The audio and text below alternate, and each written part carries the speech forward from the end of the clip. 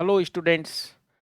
आज हम veterinary biochemistry के कुछ क्वेश्चंस सॉल्व करेंगे। तो आइए शुरुआत करते हैं। वेटनरी बायोकेमिस्ट्री में फर्स्ट क्वेश्चन है, फादर ऑफ बायोकेमिस्ट्री किसे कहा जाता है? तो देखिए आजकल ट्रेंड अच्छा चल रहा है फादर पूछने का। तो बायोकेमिस्ट्री के फादर कौन है? ये ऑप्शंस हैं। तो इसमें ये कार्ल न्यूबर्ग नाम से जो साइंटिस्ट हैं, इनको फादर ऑफ बायोकेमिस्ट्री कहा जाता है। Father of biochemistry. अब हम बाकी के भी जान लेते हैं। क्लेडियस जो गैलन है, ये साइंटिस्ट का नाम है। इनको कहा जाता है फादर ऑफ एनाटॉमी। एनाटॉमी के फादर है क्लैडियस गैलन। और एडवर्ड जेनर का आपको पता है, इनको कहा जाता है फादर ऑफ इम्यूनोलॉजी, यानी प्रतिरक्षा विज्ञान के पिता। इम्यूनोलॉजी। इम्यूनोलॉजी के फादर कौन है? Edward Jenner. इन्होंने टीके का आविष्कार किया था। इसके बाद मुल्डर। मुल्डर ने क्या किया था? प्रोटीन शब्द दिया था। प्रोटीन शब्द दिया था। Protein word given by Mulder. और प्रोटीन शब्द का मतलब होता है the substance holding first place. प्रथम स्थान रखने वाले पदार्थ को क्या कहते हैं? प्रोटीन। तो फर्स्ट क्वेश्चन हमने क्लियर किया।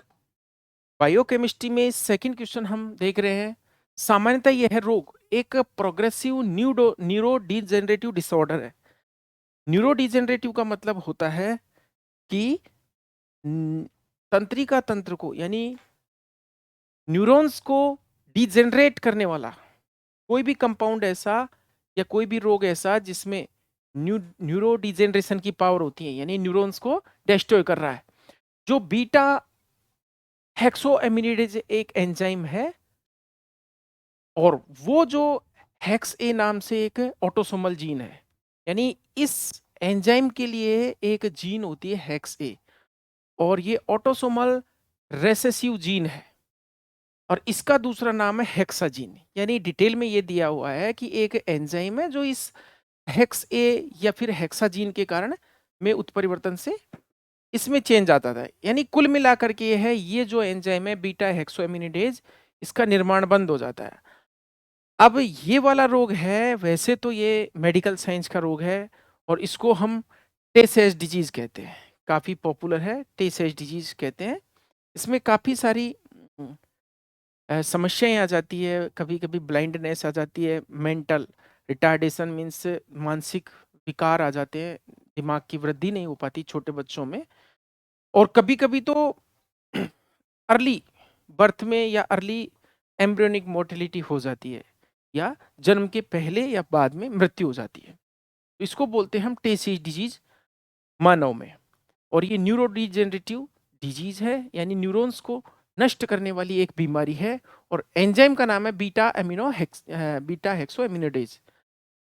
अब बात यहां आती है कि यहाँ बेड से इसका क्या संबंध है? पशु चिकित्सा के दृष्टिकोण से सर्वाधिक प्रभावित करता है किसको? बेड को। तो भेड़ में इस बीमारी को या फिर सैंडहॉफ डिजीज एक नाम और दिया गया है इस बीमारी को। यहां पर इसको लिख लेते हैं हम, सैंड ऑफ डिजीज। तो इसी टेसेज बीमारी को क्या कहा जाता है? सैंडहॉफ डिजीज। और इसी का दूसरा नाम है लाइसोसोमल स्टोरेज डिजीज। यानी यहां पर आंसर क्या आ गया? ऑल ऑफ अबो। यानी दी गई जो बीमारी है एक जीन में उत्परिवर्तन से हो रही है, उसमें इस एंजाइम का निर्माण बंद हो रहा है। और कौन सी जीन में? ये है हेक्सा जीन में उत्परिवर्तन के कारण हो रहा है। वेटनरी की दृष्टि से देखें तो सर्वप्रथम भेड़ में ही ये बीमारी को देखा गया। नेक्स्ट क्वेश्चन है अगला, एंजाइम उत्प्रेरक। एंजाइम को हम जानते हैं, एंजाइम क्या होते हैं? एंजाइम प्रोटीन के बने हुए होते हैं और जैव उत्प्रेरक का कार्य करते हैं, इतना हम जानते हैं। अब आगे बात करते हैं, एंजाइम उत्प्रेरक अकार्बनिक उत्प्रेरकों से किस प्रकार से भिन्न है? मींस एंजाइम जैव उत्प्रेरक की तरह कार्य करते हैं, ये हम जानते हैं, जो कि अकार्बनिक उत्प्रेरक इनऑर्गेनिक कैटलिस्ट जो होते हैं इनसे कैसे अलग है? तो अलग तो बहुत सारे कारण हैं। देखिए एंजाइम्स जो होते हैं वो जैविक अभिक्रियाओं की गति को बढ़ाते हैं, जबकि अकार्बनिक उत्प्रेरकों का आपको उदाहरण दें हम, जैसे निकल है, प्लेटिनम है, पैलेडियम है, इस प्रकार के धात्विक जो तत्व होते हैं वो क्या करते हैं, अकार्बनिक क्रियाओं के लिए वो आवश्यक होते हैं उत्प्रेरक। अब पहले उत्प्रेरक की परिभाषा हमें पता होनी चाहिए कि वे रासायनिक पदार्थ जो किसी अभिक्रिया की गति को बढ़ा देते हैं और अभिक्रिया के अंत में वो सेफ बच जाते हैं, उन्हें कहते हैं उत्प्रेरक। लेकिन जैव उत्प्रेरकों के बारे में थोड़ा सा अलग है। अभिक्रिया होने के बाद जरूरी नहीं है वो पूर्णतया सेफ बचें, यानी कि उनका उपयोग अभिक्रिया में हो सकता है। तो देखिए ऑप्शंस में देखिए, अकार्बनिक उत्प्रेरक जो इनऑर्गेनिक कैटलिस्ट होते हैं अत्यधिक ताप दाब पर दक्षता से कार्य करते हैं। बिल्कुल, ताप और दाब जब बढ़ाते हैं तो अकार्बनिक उत्प्रेरक तेजी से काम करते हैं। जैसे मैं हाइड्रोजनीकरण का उदाहरण बताऊं, हाइड्रोजनीकरण किया जाता है जैसे एल्कीन का, या जो डबल बॉन्ड और ट्रिपल बॉन्ड वाले एल्कीन एल्काइन होते हैं, इनका हाइड्रोजनीकरण किया जाता है तो उससे एल्कीन बनते हैं। तो इसमें जो उत्प्रेरक काम में लेते हैं और तापमान और प्रेशर बढ़ाया जाता है तो इनका जो स्पीड है, बनने की स्पीड है प्रोडक्ट बनने की, वो बढ़ जाती है। लेकिन यहाँ पर ऐसा नहीं होता एंजाइम की क्रिया में। एंजाइम ज़्यादा से ज़्यादा 37 डिग्री पर अच्छे से काम करते हैं और 40 डिग्री से ऊपर एंजाइम टूटने लग जाते हैं, यानी एंजाइम नष्ट होने लग जाते हैं अधिक तापमान पर, क्योंकि बने हुए वो प्रोटीन के हैं। और आपको ये पता है कि प्रोटीन को गर्म करने पर वो विकृतीकरण हो सकता है, डीनेचुरेशन हो सकता है। तो अकार्बनिक उत्प्रेरक अत्यधिक ताप दाब पर दक्षता से कार्य करते हैं, जबकि एंजाइम अधिक तापमान पर नष्ट हो जाते हैं। बिल्कुल ये बात सही है। अब हम आगे के ऑप्शंस देख लेते हैं। एंजाइम सक्रियण ऊर्जा को बढ़ाते हैं, ये बिल्कुल गलत बात है। चाहे उत्प्रेरक हो और चाहे एंजाइम हो, एक्टिवेशन एनर्जी को घटा करके काम करते हैं। एक्टिवेशन एनर्जी यानी सक्रिय ऊर्जा घटेगी तब जाकर के अभिक्रिया तेजी से होती है, तो ये वाली बात भी गलत हो गई। एंजाइम का अभिक्रिया के में उपयोग हो जाता है, जबकि कार्बनिक उत्प्रेरक में कोई बदलाव नहीं होता। ये भी बात पूरी तरह से ठीक नहीं है। अब यहां पर आंसर हो गया ये वाला। तो एंजाइम और अकार्बनिक उत्प्रेरक में क्या फर्क है वो आपने देख लिया कि भाई एंजाइम है वो अधिक तापमान पर कार्य नहीं कर पाते हैं, और कार्बनिक उत्प्रेरक क्या है, जो अकार्बनिक उत्प्रेरक है वो काम करते हैं अच्छे तापमान पर, ज्यादा तापमान पर। अगला क्वेश्चन है, सुक्रोज एक डाइसैकेराइड है जो शर्करा की कौन सी दो उप इकाइयों से बनी हुई होती है। सुक्रोज आपको पता है क्या है। सुक्रोज,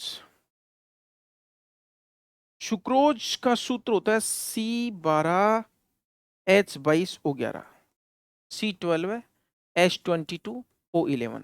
और सुक्रोज बनती है ग्लूकोज और फ्रक्टोज से। अब सिंपली ये तो हमको पता है ग्लूकोज और फ्रक्टोज से बनती है। अब दोनों का फॉर्मूला क्या होता है, C6H12O6 प्लस C6H12O6। C6H12O6 यानी C6H12O6। दोनों ही ग्लूकोज और फ्रक्टोज के अथवा गैलेक्टोज के, तीनों के फॉर्मूले सेम होते हैं। या हम यूं कहें कोई भी हेक्सो शर्करा हो, चाहे ग्लूकोज हो, चाहे फ्रक्टोज हो, चाहे गैलेक्टोज हो, सभी हेक्सो शर्करा के फॉर्मूले यही होते हैं। बस फर्क ये है, ग्लूकोज एक एल्डोज शर्करा है, फ्रक्टोज एक कीटोज शर्करा है। इसमें एल्डिहाइड समूह होता है, इसमें कीटोन समूह होता है। जब ये दोनों को जोड़ा जाता है या फिर हाइड्रोलाइसिस की क्रिया होती है, तो हाइड्रोलाइसिस क्रिया को हम जानते हैं एक जल का अणु निकलेगा, तो यहां से ये H2O माइनस हम करते हैं, इन दोनों अणुओं को जोड़ते हैं ग्लूकोज और फ्रक्टोज को, तो देखिए यहां पर ये बनती है सुक्रोज प्लस H2O। तो अगर हम इस H2O को और इसके जो परमाणु हैं इनको अगर बैलेंस करते हैं तो इन दोनों के इक्वल होएगा। देखिए यहाँ पर 12 और 12 24 होते, 24 में से ये दो जल हाइड्रोजन के परमाणु निकल गए। अब हम ऑक्सीजन की बात करें, 6 और 6 12 होने चाहिए थे, लेकिन एक वाटर का मॉलिक्यूल निकलने से एक ऑक्सीजन का जो परमाणु है ये सेपरेट हो गया, यानी जल का एक अणु निकल गया। तो प्रश्न इस तरह से आएगा तो हम कर देंगे, लेकिन इसमें किस प्रकार की होती हैं ये ग्लूकोज और फ्रक्टोज। तो देखिए अल्फा डी ग्लूकोज और बीटा डी फ्रक्टोज, ये ध्यान रखना है थोड़ा सा, अगर इस क्वेश्चन को डीप में पूछ लिया जाए तो। बाकी सुक्रोज की हम जनरल जानकारी लें तो सुक्रोज को टेबल शुगर कहा जाता है, टेबल शुगर। पशुओं में क्या उपयोग है सुक्रोज का? जानवरों को हम जो मोलासेज खिलाते हैं, शीरा खिलाते हैं, जो कि गन्ना उद्योग का एक उप उत्पाद होता है, बाई प्रोडक्ट होता है, जिसको हम जानवरों में एनर्जी के सोर्स के रूप में, या फिर जो यूरिया मोलासेज ब्लॉक बनाते हैं एनर्जी के सोर्स के रूप में, स्रोत के रूप में, तो इसको हम टेबल शुगर भी कहते हैं। सर्वाधिक काम में ली जाने वाली डाइसैक्राइड है ये सुक्रोज। इसके अलावा इसको केन शुगर भी कहते हैं, केन शुगर। केन शुगर का मतलब होता है इक्षु शर्करा, इक्षु इक्षु ईख, ईख मतलब गन्ना, इक्षु शर्करा, ईख शर्करा, अथवा इसको इन्वर्ट शुगर भी कहा जाता है, प्रतीप शर्करा, प्रतीप शर्करा यानी इन्वर्ट शुगर, इन्वर्ट शुगर।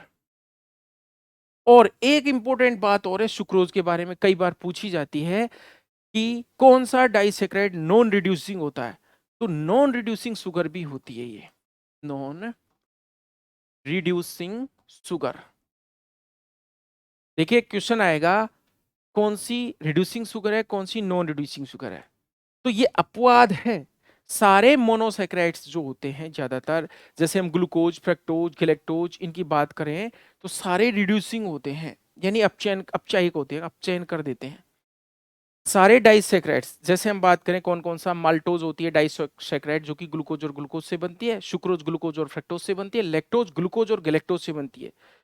लेकिन यहां पर ये सुक्रोज अपवाद है, सुक्रोज नॉन रिड्यूसिंग होती है, ये ध्यान रखना आपको। तो सुक्रोज एक डाइसैकेराइड है जो कि इनसे बनती है, अल्फा डी ग्लूकोज और बीटा डी फ्रक्टोज से बनती है। नेक्स्ट क्वेश्चन है, निम्न में से कौन सा कथन असंगत है? Which among the following is incorrect, यानी इनमें से दिए गए 4 ऑप्शन में से, अब देखो ये फैट के बारे में दिए गए हैं, वसा का गलनांक तेल की तुलना में उच्च होता है, बात ठीक है। देखिए वसा क्या होती है, 25 डिग्री सेंटीग्रेड जिसको हम रूम टेम्परेचर कहते हैं, अगर रूम टेम्परेचर पर कोई लिपिड ठोस अवस्था में है तो उसको हम वसा कहते हैं, वसा कहते हैं। और अगर तरल अवस्था में है तो उसे हम कहते हैं तेल। अब देखिए 25 डिग्री पर नारियल का जो तेल है वो जम जाता है तो उसको हम कहते हैं वसा। ऐसे बोलने में हम उसको कोकोनट ऑयल कह देते हैं, लेकिन वो जम जाता है इसलिए उसे क्या कहेंगे हम, वसा। घी 25 डिग्री पर जम जाता है इसलिए उसे भी क्या कहेंगे, वसा। सरसों का तेल, तेल क्यों कहते हैं उसको, क्योंकि वो तरल अवस्था में होता है। ऐसे ही मूंगफली का तेल, वो भी 25 डिग्री पर तरल अवस्था में तो तेल और वसा में हमें सामान्य सा फर्क मिल गया। वसा का गलनांक तेल की तुलना में उच्च होता है, बिल्कुल बात सही है। मधुमोम यानी जो बीज वैक्स होता है, मधुमक्खी का जो वैक्स होता है, मधुमक्खी के छत्ते में जो मोम होता है, वो पामीटिक अम्ल और मायरीसिलिक अल्कोहल का एक एस्टर होता है। ठीक है भाई, बात बिल्कुल सही है। और ग्लिसरॉल ट्राईहाइड्रोक्सी प्रोपेन है, ठीक है ये भी। ग्लिसरॉल में 3 कार्बन होते हैं, एक तरह से हम ग्लिसरॉल को देखें या ग्लिसरैल्डिहाइड को देखें तो 3 कार्बन का होता है ये। और इसका ये आप आईयूपीएसी नाम समझ लीजिए, रासायनिक नाम। लिपिड्स ग्लिसरॉल और वसी अम्लों के बहुलक होते हैं, तो यहां पर बहुलक शब्द का इस्तेमाल नहीं कर सकते हम। पॉलीमर क्या होते हैं, जैसे हम इस जगह पे ये कहते कि प्रोटीन अमीनो अम्लों के बहुलक है, तो बिल्कुल बात सही थी। या फिर यूं कहते ग्लाइकोजन ग्लूकोज का बहुलक है, बिल्कुल सही बात है। या यूं कहते सेल्यूलोज बीटा डी ग्लूकोज का बहुलक है, ये भी सही बात है। बहुलक या पॉलीमर क्या होते हैं, बहुत सारी एक जैसी मोनोमर इकाइयां या एकलक इकाइयां मिलकर के कोई बहुलक बनाती हैं। जैसे मैं आपको बताऊं, हम बात करें ग्लूकोज, बहुत सारी ग्लूकोज मिलकर के क्या बनाती है, सेल्यूलोज, सेल्यूलोज, ये भी बात सही है। हम अमीनो अम्लों की बात करें तो अमीनो अम्ल, बहुत सारे अमीनो अम्ल मिलकर के क्या बनाते हैं, प्रोटीन बनाते हैं, तो ये भी बात सही है। अब यहां पर जो बात आ रही है लिपिड, तो लिपिड के बारे में हम ये लिख सकते हैं कि भाई लिपिड किस किस के बने होते हैं, लिपिड बने होते हैं फैटी एसिड्स यानी वसीय अम्ल प्लस ग्लिसरॉल, ग्लिसरॉल ये हम कह सकते हैं। लिपिड या वसा, वसा वसीय अम्ल और ग्लिसरॉल से मिलकर के बनती है, लेकिन हम यहाँ पर कहीं भी बहुलक का इस्तेमाल नहीं कर सकते क्योंकि ये दोनों जुड़ करके फैट या वसा बनाते हैं। ठीक है, ये बात हो गई। वसीय अम्ल या फैटी एसिड्स की बात करें तो फैटी एसिड्स भी दो प्रकार के होते हैं, एक तो एसेंशियल और एक नॉन एसेंशियल, यानी आवश्यक और एक अनावश्यक। आवश्यक वो जो बॉडी को बाहर से चाहिए। आवश्यक वाले कौन से होते हैं? जिनमें डबल बॉन्ड द्विबंध पाए जाते हैं, जैसे oleic acid, linoleic acid, linolenic acid, arachidonic acid, ये होते हैं एसेंशियल फैटी एसिड्स। और नॉन एसेंशियल कौन से होते हैं? जो सैचुरेटेड होते हैं। सैचुरेटेड मतलब जिनमें एक अल बंध पाया जाता है, जैसे स्टीयरिकम एसिड है, पालिमिटिक एसिड है, इस प्रकार के जो होते हैं वो कैसे होते हैं? नॉन एसेंशियल, जो बॉडी के अंदर ऑलरेडी बने हुए होते हैं। तो नॉन एसेंशियल और एसेंशियल, जैसे एमिनो एसिड्स होते हैं वैसे ही यहाँ पर फैटी एसिड्स भी नॉन एसेंशियल और एसेंशियल प्रकार के होते हैं। तो इस क्वेश्चन का हमने आंसर निकाला ये वाला, ये वाला, ये वाला असंगत है या गलत कह सकते हैं। अगला क्वेश्चन है, निम्न में से कौन सा एक हार्मोन रूपांतरित एमिनो एसिड है? मींस मॉडिफाइड एमिनो एसिड कौन सा है? यानी क्वेश्चन पूछने का सीधा सा मतलब ये है किस हार्मोन की रासायनिक प्रकृति एमिनो एसिड है। तो बिल्कुल एपिनेफ्रिन, जिसको हम एड्रीनलिन भी कहते हैं, एड्रीनलिन, जो कि एड्रिनल मेडुला से स्रावित होता है, करो या मरो का हार्मोन होता है। इसे करो या मरो का हार्मोन भी कहते हैं और इसे 3F ग्रंथि भी कहते हैं, यानी fear fight flight, fear fight और फ्लाइट, करो या मरो वाला।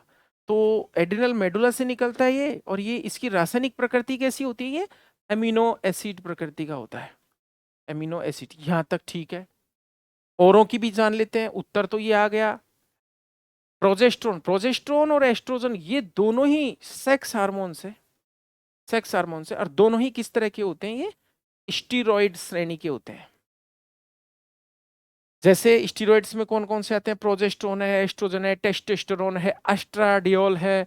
इसके अलावा विटामिन डी, जो कि हार्मोन की तरह ही कार्य करता है। एक ऐसा विटामिन जो हार्मोन की तरह कार्य करता है उसका उदाहरण है विटामिन डी। तो ये भी रासायनिक दृष्टि से कोले कैल्सिफेरॉल और अर्गे कैल्सिफेरॉल होता है, जो कि स्टीरोल ही है, एक तरह का कोलेस्ट्रॉल इसकी बेसिक स्ट्रक्चर में होता है। रही बात प्रोस्टाग्लैंडिन की, तो प्रोस्टाग्लैंडिन क्या है? फैटी एसिड्स होते हैं, फैटी एसिड्स होते हैं, यानी आइकोसानोइड्स श्रेणी के क्या होते हैं? फैटी एसिड्स होते हैं। तो 6 वाला क्वेश्चन कंप्लीट है। अगला वाला बात करते हैं, क्या कह रहा है ये? इस वैल्यू, यह वैल्यू इस बात का संकेतक होती है, means A value which indicates that saponification, यानी सेपोनिफिकेशन के माध्यम से किसी विशेष वसा या तेल से कितना वाष्पशील फैटी एसिड निकाला जा सकता है। और 0.1 नॉर्मल जो NaOH सोडियम है भाई, ये सोडियम हाइड्रोक्साइड है, यानी NaOH, NaOH घोल के मिलीलीटर की संख्या के बराबर होती है। तो यहां पर बात करें हम मोलर, मोलर, हाँ, यहां पर बात करें तो ये वाला क्वेश्चन तो पहले भी आ चुका। इसको रिचर्ड मिशेल वैल्यू कहते हैं। और जो फैट होती है या घी होती है उसमें मिलावट या उसकी एडल्ट्रेशन भी इसी RM वैल्यू से ज्ञात की जाती है। तो RM वैल्यू का मतलब होता है 0.1 मोलर सोडियम हाइड्रोक्साइड के घोल जो है उस वो किसको सेपोनिफिकेशन कितनी फैट का कर देता है, इसको ही बोलते हैं। नेक्स्ट है, देखिए फैट में एक गुण और होता है रेंसिडिटी, इसका भी आपको पता होना चाहिए। रेंसिडिटी क्या होती है? जब वसा को लंबे समय तक हवा और प्रकाश में खुला छोड़ा जाता है तो वसा में दुर्गंध आने लग जाती है, बदबू आने लग जाती है, मीन्स उसका ऑक्सीडेशन हो जाता है, उसको कहते हैं हम रेंसिडिटी। अगला है, निम्न में से सत्य कथन कौन सा है? तो सत्य कथन का पता लगाइए। पहला ऑप्शन है एटीपी एक न्यूक्लियोटाइड है, ठीक है भाई। एडेनिन, राइबोस और फास्फेट समूह तीनों से मिलकर बनाता है, ठीक है। एटीपी के बारे में आपको पूरी जानकारी होनी चाहिए। एटीपी को कोशिका की ऊर्जा मुद्रा कहते हैं, एक तो ऊर्जा मुद्रा कहते हैं, एनर्जी करेंसी कहते हैं, एनर्जी करेंसी ऑफ सेल।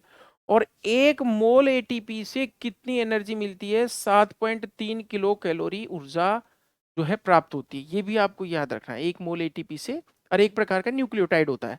देखिए adenosine try phosphate, phosphate 3 adenosine. और आपको ये पता होना चाहिए न्यूक्लियोटाइड किससे बनता है?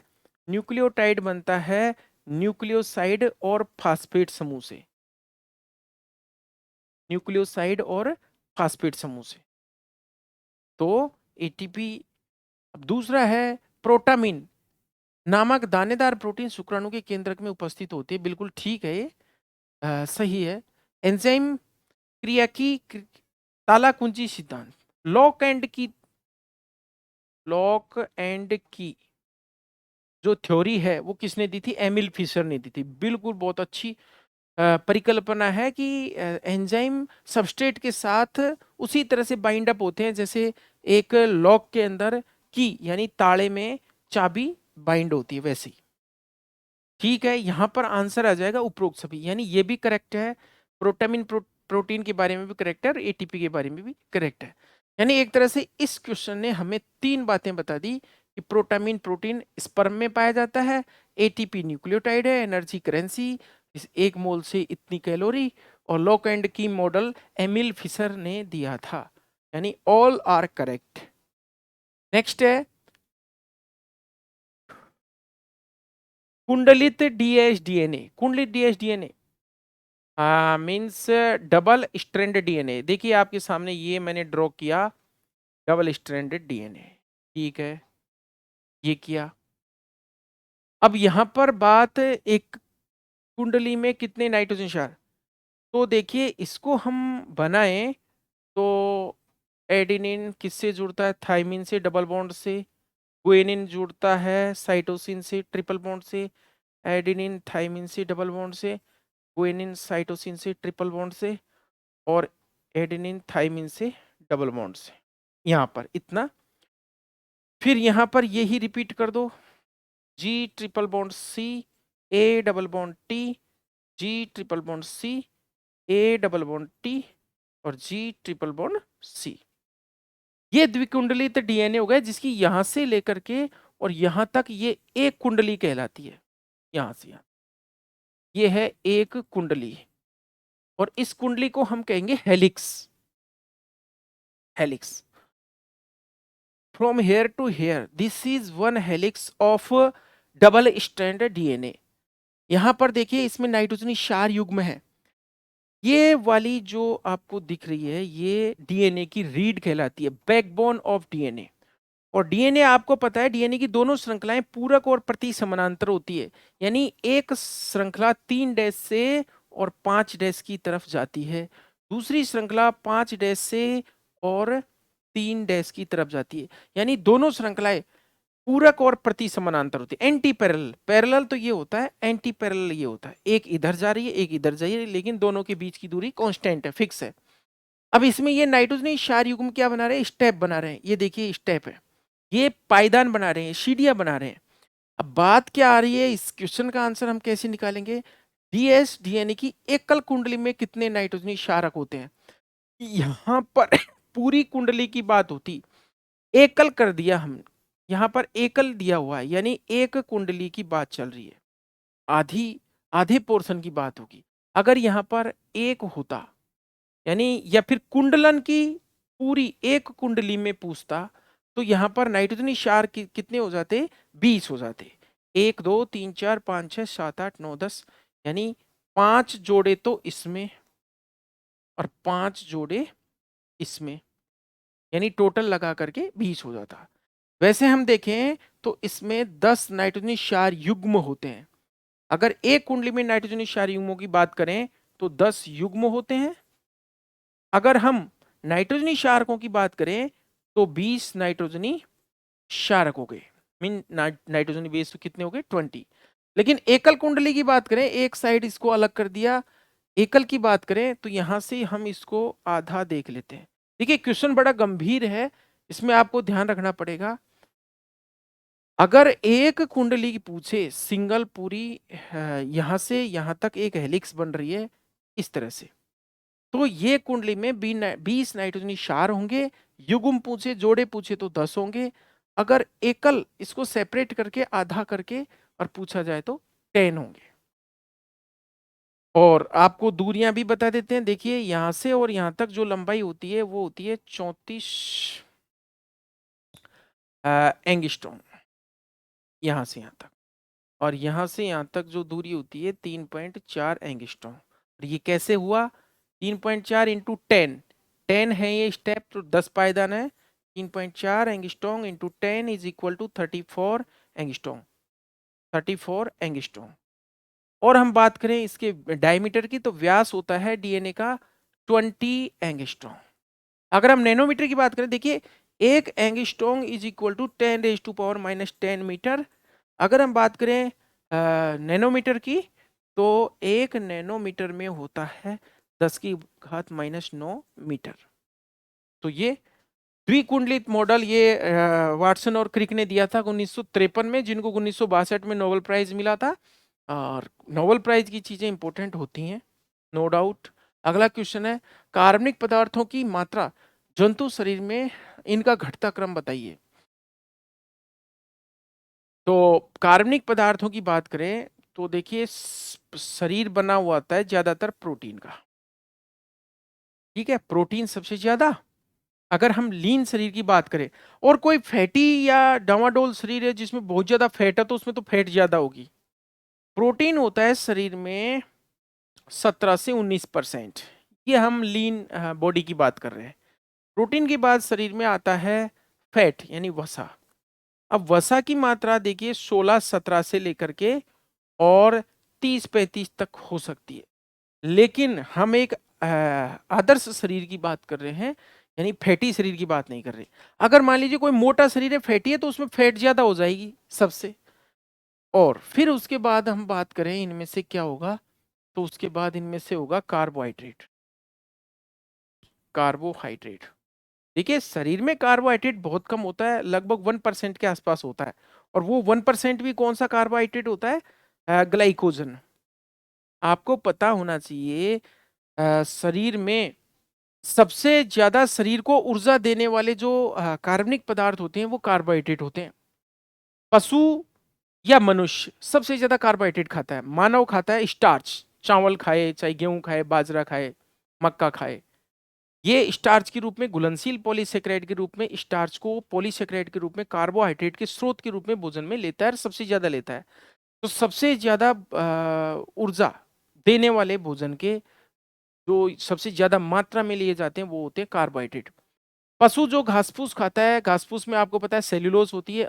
तो पशु के द्वारा बल्क में कौन सी चीज ली जाती है? घास फूस, यानी फाइबर्स, क्रूड फाइबर्स सबसे ज्यादा क्रूड फाइबर्स खाए जाते हैं। तो क्रूड फाइबर्स एक तरह के पॉलीसेकेराइड है, यानी कि पॉलीसेकेराइड किसका प्रकार है? कार्बोहाइड्रेट का।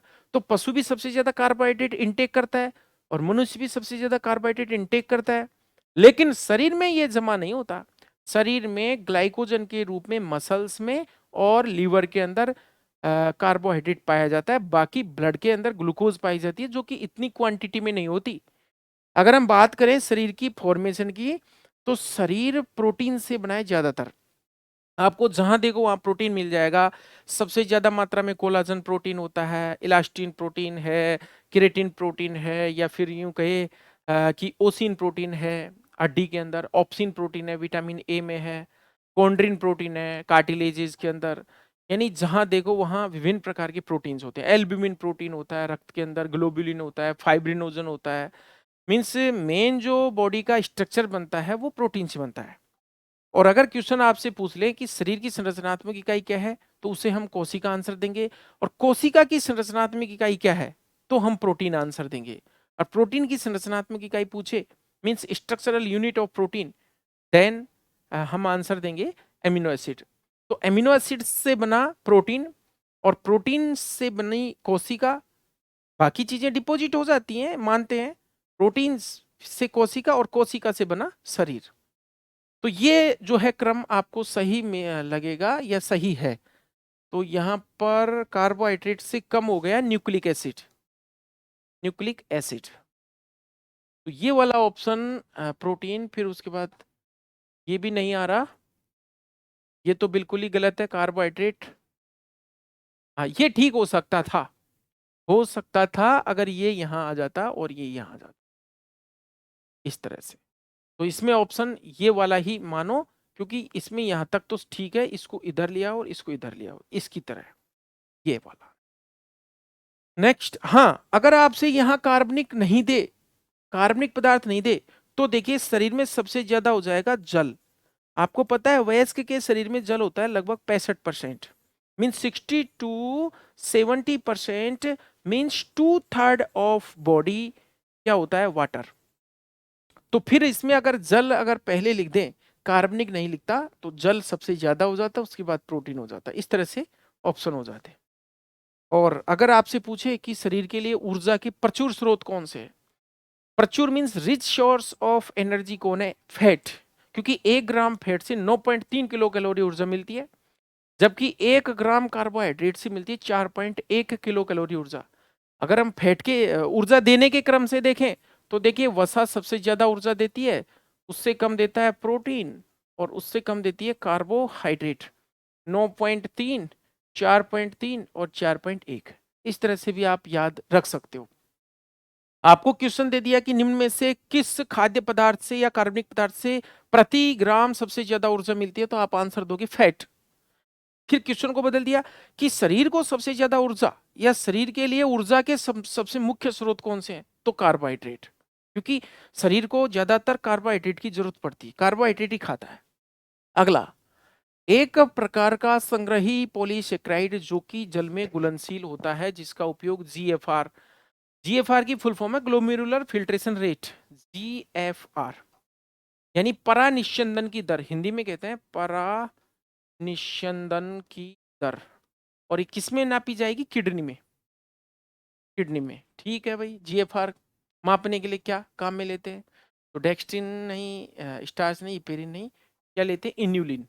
वास्तव में इन्यूलिन क्या होता है, इन्यूलिन एक प्लांट पॉलीसेक्राइड होता है, पादप पॉलीसेक्राइड, पॉलीसेकेराइड। और ये ज्यादातर पेड़ पौधों की, जैसे चिकोरी है या फिर पेड़ पौधों की जड़ों में पाया जाता है, ये जड़ों में। और कई लोग आजकल इसको वेट लॉस के लिए भी लेते हैं, एक तरह का वेट लॉस में भी ये काम आता है, वेट लॉस करने में। एक तरह का ये क्या है, पॉलीसेक्राइड है, प्लांट पॉलीसेक्राइड है, कार्बोहाइड्रेट है, लेकिन ये कम एक्टिव होता है, इनर्ट सा होता है, भूख लगने नहीं देता, तो वेट लॉस करने में ये काम आता है। ठीक है भाई, यहाँ पर ये आपके लिए इन्यूलिन आंसर हो गया। अगला है, प्रथम श्वसनीय पदार्थ कौन सा है, means first respiratory substrate, first respiratory substrate पूछ रहा है, यानी श्वसन के रूप में, श्वसन में आधारी पदार्थ के रूप में काम में आने वाला कौन सा है इनमें से, तो कार्बोहाइड्रेट है। सबसे जल्दी ऊर्जा देने वाली होती है शर्करा, ग्लूकोज, और ग्लूकोज एक प्रकार का क्या है, कार्बोहाइड्रेट है। अगर हम आरक्यू की बात करें, यहाँ पर बात चल गई तो हम आरक्यू बात कर लेते हैं। आरक्यू कार्बोहाइड्रेट का कितना होता है, आपको याद होगा 1।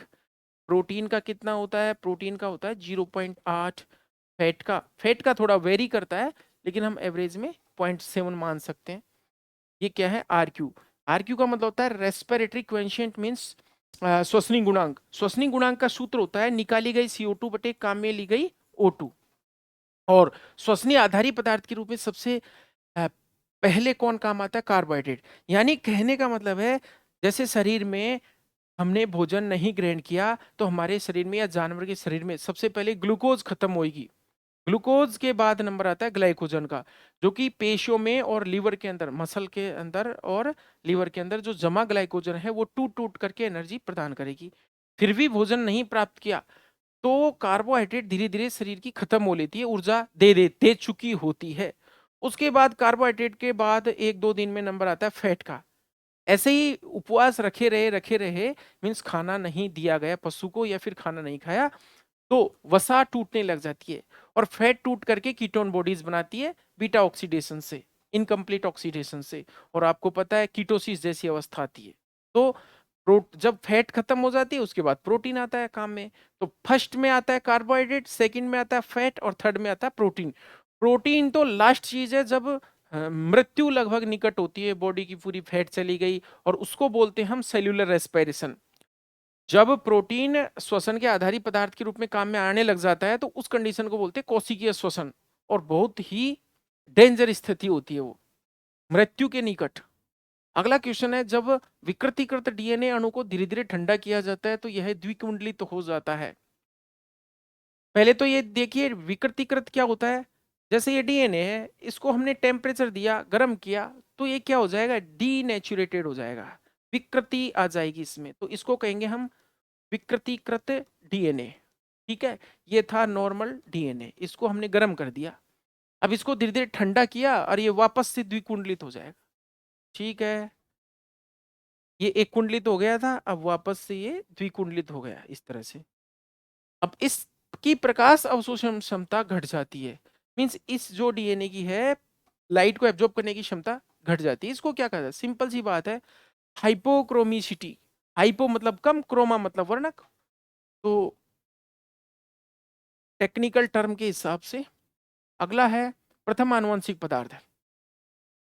गौर कीजिए इस क्वेश्चन पर, फर्स्ट जेनेटिक मटेरियल कौन सा है, डीएनए है या आरएनए है। आप में से अधिकांश बच्चे समझ रहे होंगे कि डीएनए है, बिल्कुल नहीं है, आरएनए है प्रथम आनुवंशिक पदार्थ। फर्स्ट जेनेटिक मटेरियल आरएनए है, और इस आरएनए को विषाणुओं में देखा गया था। देखिए सबसे पहले बात करें हम फ्रेडरिक मीशर नाम, फ्रेडरिक मीशर की बात करें तो फ्रेडरिक मीशर ने क्या किया था, मवाद कोशिकाओं में जो पस सेल्स, जिनको हम WBC भी कह सकते हैं, WBC, मवाद कोशिकाओं में किसकी खोज की थी, आनुवंशिक पदार्थ डीएनए की खोज की थी, या फिर आनुवंशिक पदार्थ की खोज की थी, और इसे क्या कहा गया था, इसे न्यूक्लिन नाम दिया था, न्यूक्लिन नाम दिया था। और बाद में जो अल्टमान नामक वैज्ञानिक था, उन्होंने क्या कहा था, इसे न्यूक्लिक एसिड कहा था। तो ये वाला जो दौर था, तो इससे डीएनए की खोज हुई थी। लेकिन हम बात करें कि डीएनए से पहले कौन आया था, आरएनए, क्योंकि आरएनए विषाणुओं में और भी पहले विद्यमान था।